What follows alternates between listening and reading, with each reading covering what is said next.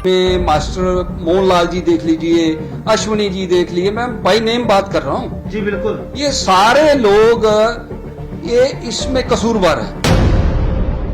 तो इन लोगों को देखिए गवर्नमेंट ने नौकरियां दी हैं, बड़ी कृपा है इनके ऊपर, और बड़े लोग तरस रहे हैं आज कि हमें नौकरी मिले। पठानकोट के अंदर देख लीजिए अश्विनी और विजय की हैं।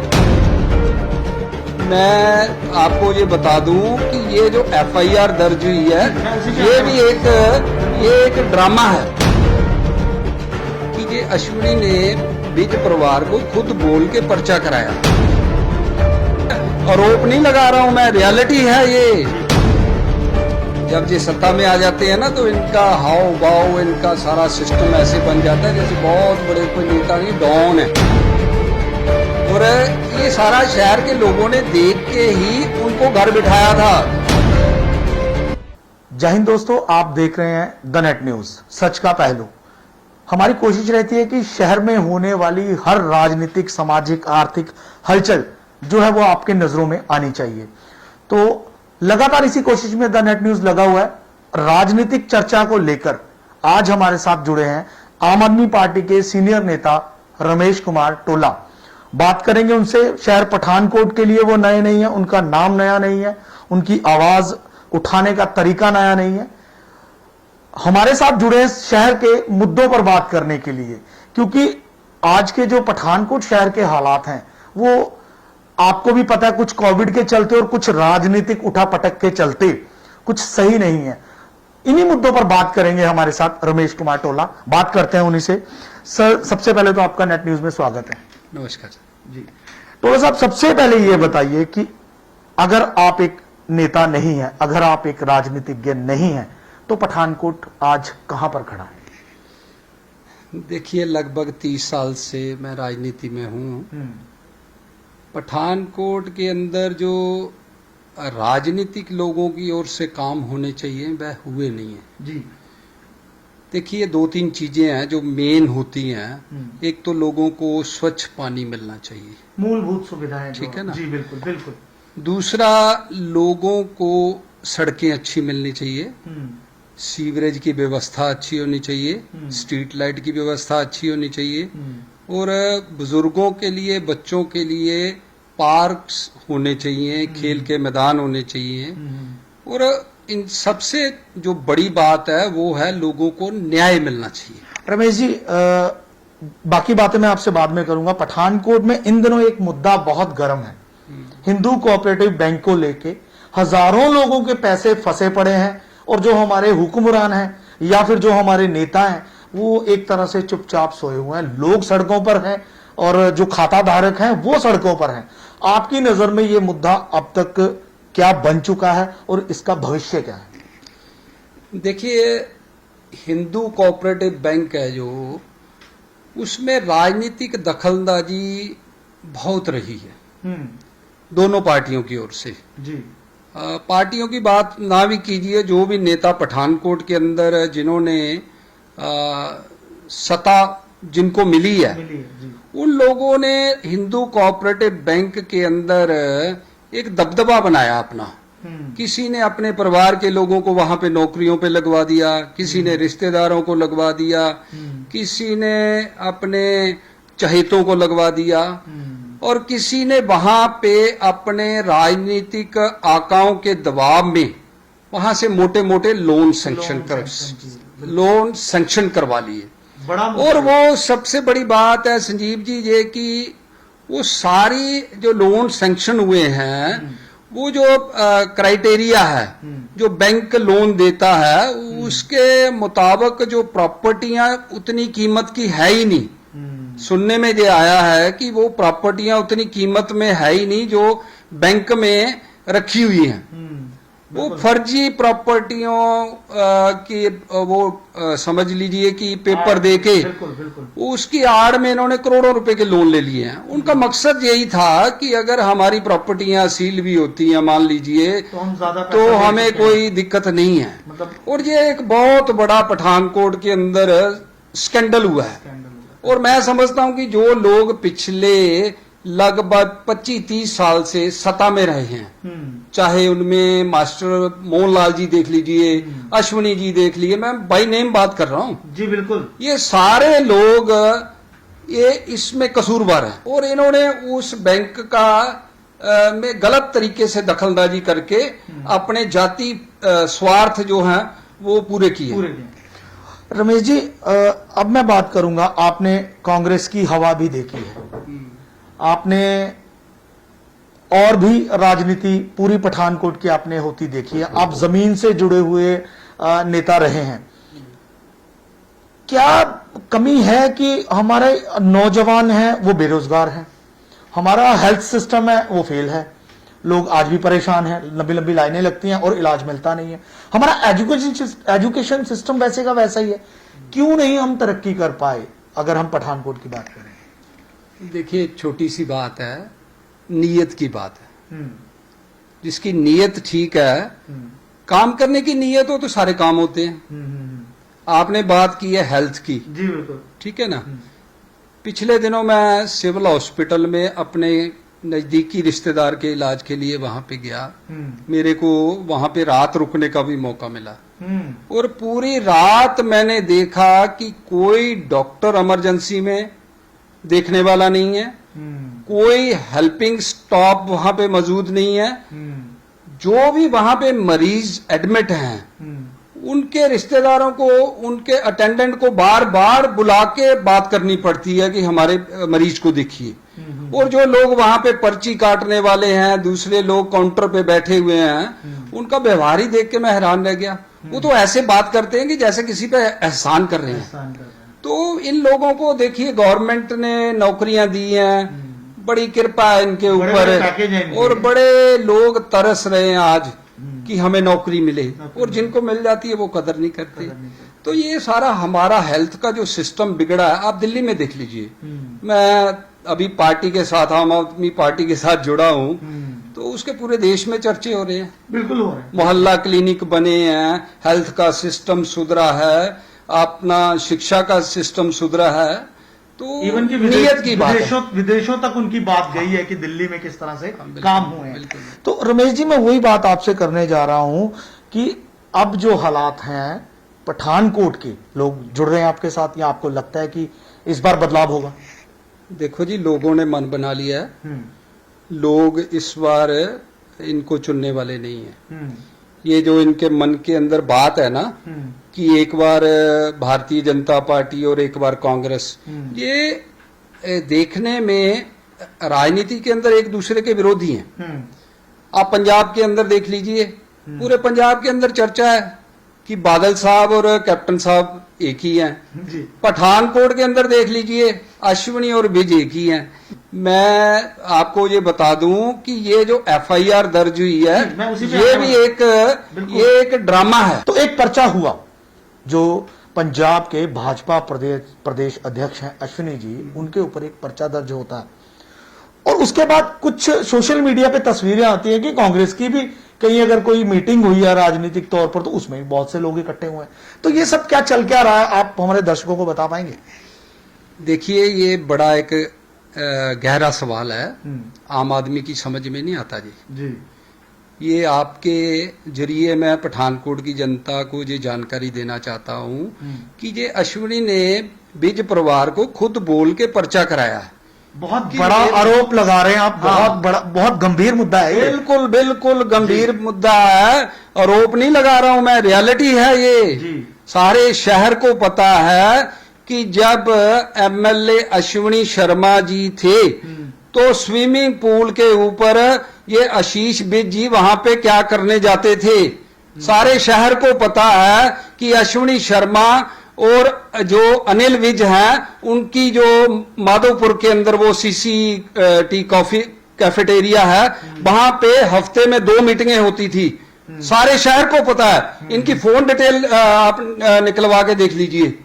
और ये पर्चा जो हुआ है, ये उसकी साख को बढ़ाने के लिए हुआ है, एक सिंपैथी लोगों के अंदर पैदा करने के लिए हुआ है कि हम तो जा रहे हैं, हमारी तो लुटिया डूब गई। अब हमारा जो 6 महीने का टाइम रह गया, तो वो तो आम आदमी पार्टी वाले हमें तो बखियां उधेड़ के रख देंगे हमारी।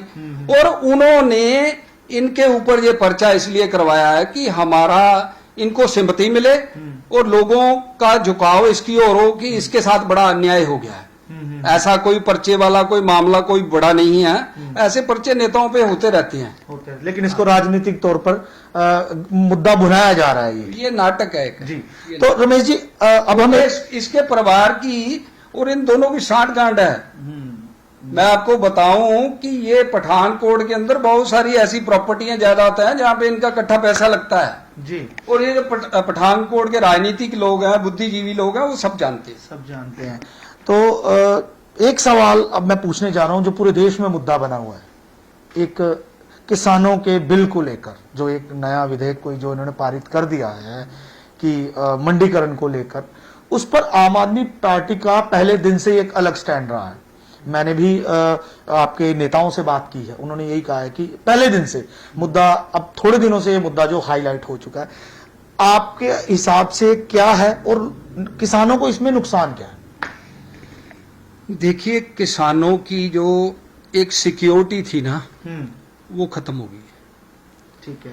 पहले किसान जो अपनी फसल बीजता था, जो किसान कृषि करता है, उसको एक उम्मीद होती थी कि उसकी 2 एकड़ की जमीन है, 3 एकड़ की जमीन है, उसमें जो फसल होगी उसका एक फिक्स प्राइस उसको मिलेगा 6 महीने के बाद। वो जो एक कानून था एमएसपी का, वो ये सरकार ने खत्म कर दिया। मैं आपको इंटरप्ट कर रहा हूं, लेकिन अभी सोशल मीडिया पे ऐसी बातें भी आ रही हैं कि जो बीजेपी या सरकार है मौके की, उन्होंने एमएसपी खत्म नहीं किया, उसके निर्धारित जो मूल्य है, प्राइस हैं, वो साथ में दिखा रहे हैं कि वो वही रहेंगे। क्या ये सिर्फ बहकाने के लिए है या फिर सच में ऐसा है, जहां तक आप जानते हैं? देखिए, ये है कि ये तो मुद्दा पिछले 3.5-4 महीने से सिर्फ आम आदमी पार्टी ने उठाया है जी। अगर एमएसपी की जो बात है कि उसका रेट जो है एमएसपी उस कानून के अंदर उन्होंने रखी है, तो वो क्लियर कर दें। यही तो किसानों की डिमांड है भाई। उसके अंदर वो एक लाइन ऐड कर दी जाए कि एमएसपी खत्म नहीं होगी। यही तो सारे विपक्ष की डिमांड है, यही तो आम आदमी पार्टी की डिमांड है। हमारे नेता सरदार भगवंत सिंह मान जी ने लोकसभा के अंदर ये बात रखी है, तो ये बात तो इनको क्लियर करनी चाहिए। सर, बात करें अगर आम आदमी पार्टी की, आपने अभी ज्वाइन की है कुछ महीने पहले ही, और आप भी पूरा इंटरेस्ट ले रहे हैं इसमें कि आम आदमी पार्टी को अब आपने आगे लेके जाना है। पंजाब में एक, पठानकोट में एक अलग तरह की लहर आपने चलाई है, तो किस मुद्दे पर आप लड़ोगे? किस मुद्दे पर आम आदमी पार्टी का फोकस रहेगा पठानकोट में? देखिए संजीव जी, आम आदमी पार्टी जो बनी है ना, वो एक सोच है जी, वो एक विचारधारा है। आम आदमी पार्टी कोई पार्टी नहीं है। जहां तक मैं सोचता हूं कि वो एक विचारधारा है। जो दबे कुचले लोग हैं, इस गंदे राजनीतिक सिस्टम से बाहर निकलना चाहते हैं।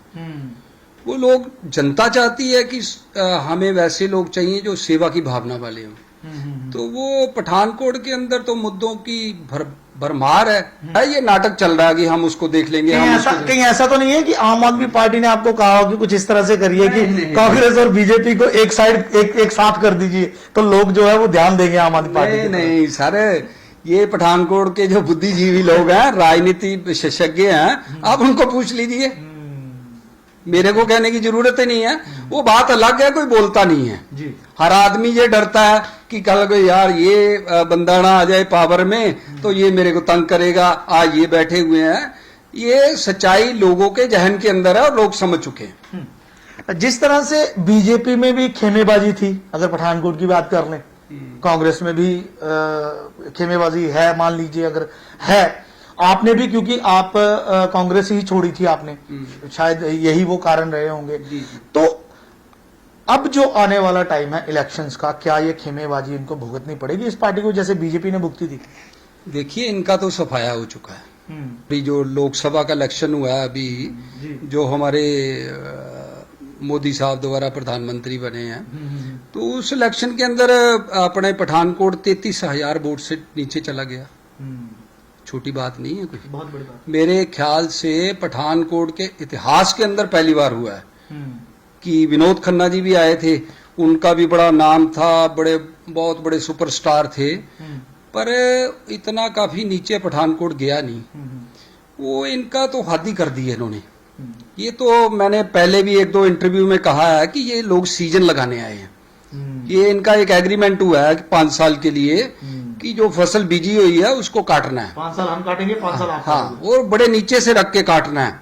दोबारा फसल को उगने में काफी वक्त लगेगा। मतलब 5 साल निकल जाएंगे। 5 साल नहीं, शायद हो सकता है कि 20-25 साल निकल जाएं। इतनी नीचे से रख के काट रहे हैं कि मेरे ख्याल जड़ें भी इन्होंने उखाड़ दी हैं सारी। दिल्ली में आम आदमी पार्टी ने करके दिखाया काम और वहां के लोगों ने इसलिए उनको दोबारा चुना है। तो कहीं ना कहीं ये भी बाकी पार्टियों को लग रहा है कि अब पंजाब में भी कोई बदलाव होगा शायद, क्योंकि जिस तरह से लहर चल रही है। और अगर हम पठानकोट की बात करें तो जो विरोधी है या बाकी पार्टी, उनका ये कहना है कि पठानकोट की बात करें तो इनका आपस में जैसे पिछली बार था कि अगर किसी एक बंदे को टिकट नहीं मिलती है तो दूसरा बंदा जो पार्टी छोड़ देता है। तो अगर हम आम आदमी की बात करें, आम आदमी पार्टी की बात करें, तो इस बार आम आदमी पार्टी के चेहरे हैं, 4-5 चेहरे हैं शहर में। तो रमेश जी, बड़ा सीधा सा सवाल है कि टिकट किसी को भी मिले, है ना, तो वो लड़ेगा, लेकिन अगर टिकट आपको मिलती है तो आप सबसे पहले क्या करोगे, और अगर आपको नहीं मिलती है तो क्या आप पार्टी छोड़ दोगे? देखिए, बात यह है कि मैंने शुरू में ये बात रखी है आपके साथ है कि टिकट का कोई मुद्दा नहीं है जी। टिकट का कोई मुद्दा नहीं है। हम तो एक सोच के साथ जुड़े हैं, एक विचारधारा के साथ, जो सर्विस समाज के अंदर राजनीतिक लोगों की ओर से मिलनी चाहिए, उस एक सोच के साथ हम केजरीवाल साहब के साथ जुड़े हैं कि उन्होंने दिल्ली के अंदर वो करके दिखाया है। नहीं, अगर बाकी पार्टियों को यह कहना है कि अगर पठानकोट में अब लहर बनी आम आदमी पार्टी की, ये तब तक है जब तक टिकट नहीं मिलती। जब टिकट मिल जाएगी तो ये सब अपने अपने घर बैठ जाएंगे। देखिए, ऐसा कुछ नहीं है। लोग दिल्ली के अंदर आम आदमी पार्टी का काम देख रहे हैं और देख चुके हैं। और जो मेन काम है, जो जनता को क्या चाहिए, बिल्कुल काम चाहिए। जनता को कुछ नहीं लंबा चौड़ा चाहिए। जनता को चाहिए उनके बच्चों की एजुकेशन अच्छी हो स्कूल के अंदर, ठीक है। और कभी उनका कोई परिवार का आदमी बीमार पड़ जाए तो उसकी केयर करने वाले जो सरकारी हॉस्पिटल है हमारे, कोई चैरिटेबल हॉस्पिटल नहीं है, वो तो गवर्नमेंट के बनाए हुए हॉस्पिटल हैं, जो हमारा टैक्स हमें देना पड़ता है। वो टैक्स के जरिए इनको तनख्वाह मिलती है। इतनी इतनी बड़ी बिल्डिंगें हैं, प्रबंध उनके, मेरे ख्याल 4-5 मरीज भी कोई वहां पे इमरजेंसी आ जाए तो मेरे को नहीं लगता वो संभाल सकते हैं, क्योंकि वो सारा सिस्टम ही ऐसा बन चुका है। सबसे बड़ी कमजोरी है नीयत की। जब नीयत ही ठीक नहीं है, आज आप एक बात, सुबह ही मैं खबर देख रहा था कि केजरीवाल साहब ने 30% डीजल के ऊपर जीएसटी कम कर दी है दिल्ली में, और लगभग 8 रुपए कुछ पैसे डीजल का रेट दिल्ली में कम हो गया। और ये हिमाचल का, हमारे साथ ही 1 किलोमीटर जहां पे हिमाचल बॉर्डर है, वहां पे 4 रुपए लीटर हमारे पठानकोट से डीजल और पेट्रोल दोनों सस्ते हैं। तो ये नीयत की बात है। लोग जो काम करना चाहते हैं तो काम सारे होते हैं। अगर हमारी नीयत ही ठीक नहीं है, हमने ऐसे ही चलना है कि चलो 5 साल वो आ गया, 5 साल वो आ गया, तो फिर तो देश ऐसे ही चलता रहेगा। ऐसे ही लोग, हमारे परिवारों के बच्चे पलायन करते रहेंगे। कोई कनाडा जा रहा है, कोई अमेरिका जा रहा है, अपनी प्रॉपर्टियां देश की, अपने घर बेच के भी लोग वहां बेचना चाह रहे हैं। क्यों चाह रहे हैं? क्योंकि वहां पे सिस्टम अच्छी है, हमारा सिस्टम खराब हो रखा है। अब आप देख लीजिए, तहसील ऑफिस के अंदर चल रही है, वहां पे कुछ छोटा सा काम भी करवाना है तो लंबी लंबी लाइनें लगी हैं। लोग इतने फ्रस्ट्रेटेड हो जाते हैं कि वो लोग, इसी कारण सारा सिस्टम खराब हो रखा है। और ये लोग जो सत्ता में बैठे हैं, इनको इसलिए बिठाया है, इनको वोट इसलिए डाला है कि आप ये काम, इन चीजों में सुधार करो। इन चीजों में सुधार कोई करते नहीं है। इनका ध्यान ये है कि म्युनिसिपल कमेटी के, कारपोरेशन के अंदर जो टेंडर लगे हैं, वो कैसे सेटिंग से अपने चहेतों को दिलवाने हैं और उसमें हिस्सेदारी कैसे रखनी है। और इनका काम ये है कि लोगों को पुलिस के जरिए परेशान कैसे करना है। परेशान करके उनको ब्लैकमेल कैसे करना है। और ये जो सिस्टम हमारा इन लोगों ने खराब कर रखा है, ये तो चले जाएंगे, ये तो मेरे ख्याल इलेक्शन से पहले ही भाग जाएंगे। रमेश जी, मेरा ऐसा लग रहा है जी कि शायद ये इलेक्शन भी ना लड़े, हो सकता है ये इलेक्शन छोड़ के ही भाग जाए, हथियार छोड़ दें। हाँ बिल्कुल बिल्कुल रमेश जी, 100%। मेरा सवाल पब्लिक के साथ इनका कोई तालमेल नहीं है। आपने देखा है कि पिछले दिनों जो हिंदू कोऑपरेटिव बैंक के पीड़ित लोग हैं वो इनके घर में गए हैं, बिल्कुल, और इन्होंने वही जो पहले काउंसिल का चुनाव लड़ते थे, लोग इनके घर जाते थे, उनको गालियां देके भगाते थे, इनको वही आदतें पड़ी हुई हैं। ये किसी को बर्दाश्त नहीं करते हैं। अगर इन्होंने कोई सेवा ली है, लोगों ने वोट डाला है, तो लोगों ने इस उम्मीद से डाला है कि ये लोग हमारे दुख सुख में हमारे काम आएंगे, शरीक होंगे। तो जो ये लोगों को हम अपना दुख सुख बता ही नहीं सकते, तो वो हमारे नेता कैसे हैं। ये तो एक धंधा है, इन्होंने किसी एजेंसी को खरीदा, वो माल बेचना, 5 साल बेच के इन्होंने निकल जाना। रमेश जी, मेरा सवाल अभी भी वहीं का वहीं खड़ा है। एक छोटा सा मैंने पूछा था कि अगर टिकट मिलती है फिर तो ठीक है, आप लड़ोगे, लेकिन अगर टिकट नहीं मिलती है क्या पार्टी छोड़ दोगे, हाँ या ना में जवाब? देखिए ऐसे है, ये पार्टी का निर्णय है, पार्टी जिसको भी टिकट देगी हम उसके साथ हैं। जी, मतलब आपका मकसद है कि आम आदमी पार्टी का एमएलए पठानकोट में बनाना है? सर हम एक विचारधारा के साथ जुड़े हैं जी। जो भी विधायक बनेगा वो विचारधारा के तहत काम करेगा, शहर की भलाई के लिए काम करेगा, समाज की सेवा के लिए काम करेगा।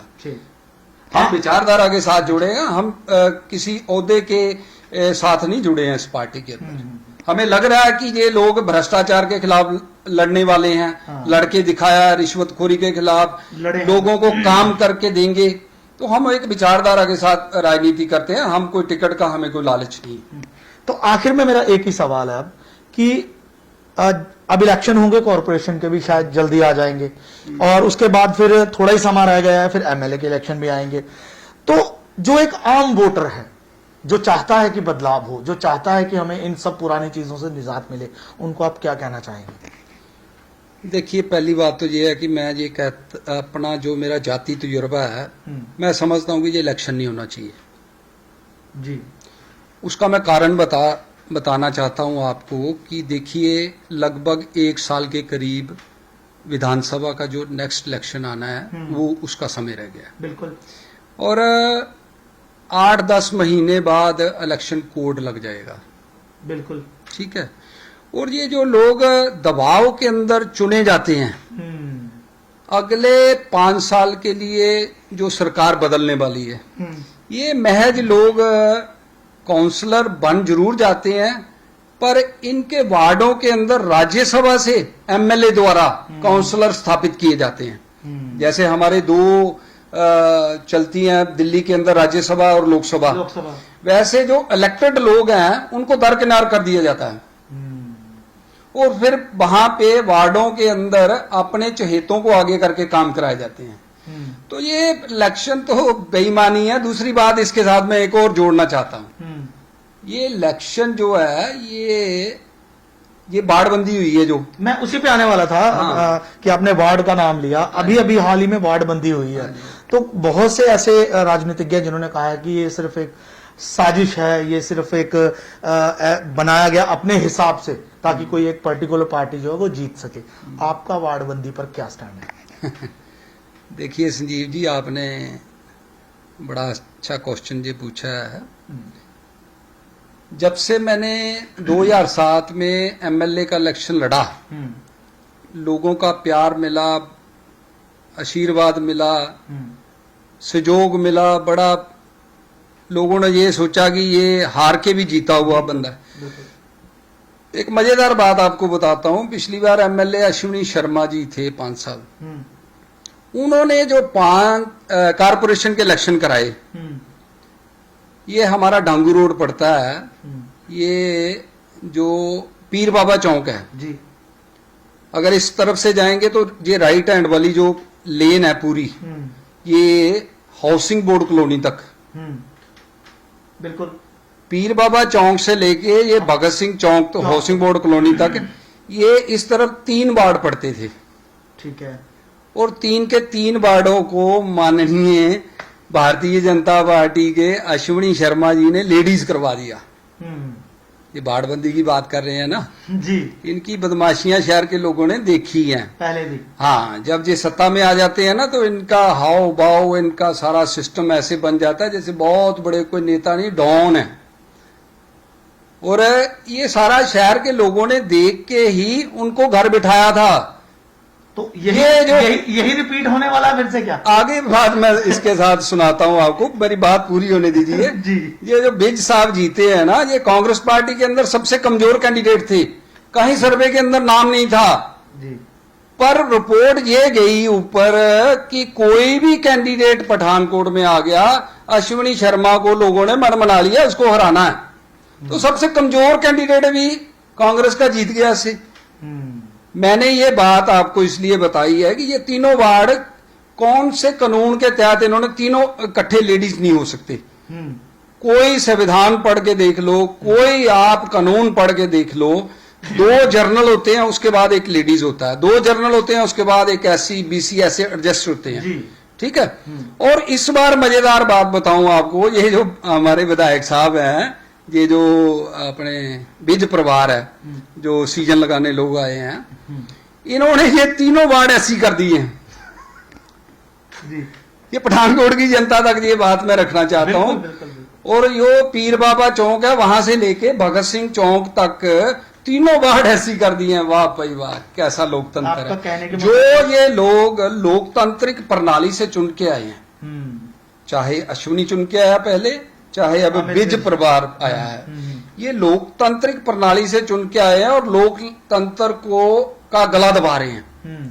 उसको ये अंतिम सांस तक ले गए हैं, भाई हम इसको छोड़ेंगे नहीं। लोग मतलब जिसकी लाठी उसकी भैंस वाली जो कहावत है वो पूरी तरह से यहाँ पे ढल रही है। बिल्कुल। देखिए, ये सिर्फ ये पुलिस का सारा सिस्टम है जिससे लोग डरते हैं, और मेरे ख्याल से इनको कोई नमस्ते भी नहीं बुलाने वाला इलेक्शन के बाद। तो अगर पंजाब में आम आदमी पार्टी आ जाती है तो इन चीजों से लोगों को निजात मिलेगी आपके हिसाब से?